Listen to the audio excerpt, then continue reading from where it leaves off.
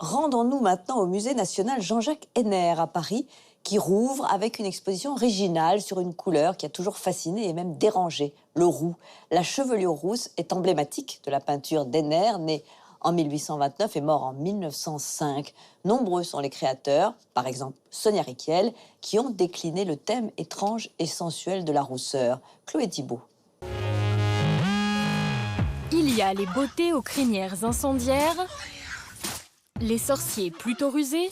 Bonjour les Weasley. Bonjour papa. Ou les Gaulois tressés.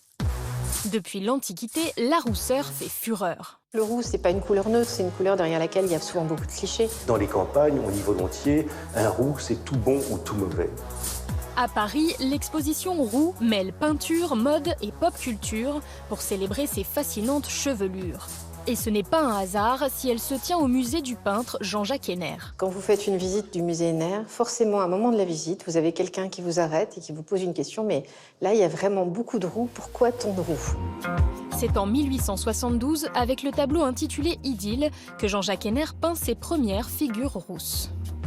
Son grand modèle, c'est le Concert champêtre de Titien, qui est un tableau du Louvre, et dans lequel il y a un homme en rouge au milieu. L'homme ne l'intéresse pas du tout. Ce qui l'intéresse sont les femmes nues qui sont autour.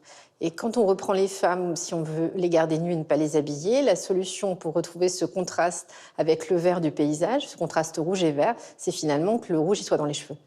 Donc c'est là devient sa première rousse. Et à partir de cette rousse, Jean-Jacques Henner ne va quasiment plus peindre que des femmes rousses.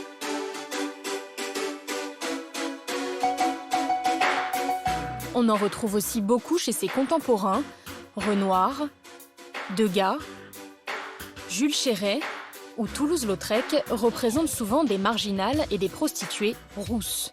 Associée à la dépravation et à la violence, la rousseur fait face à des préjugés un peu tirés par les cheveux.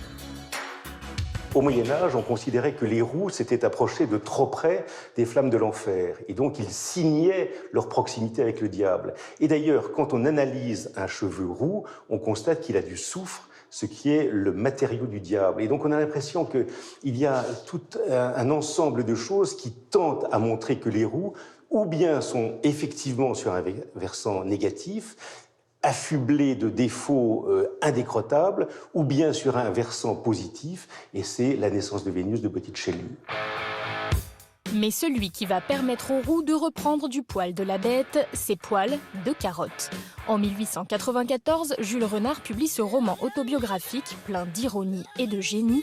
Son personnage est le premier d'une longue lignée de héros modèles pour les enfants.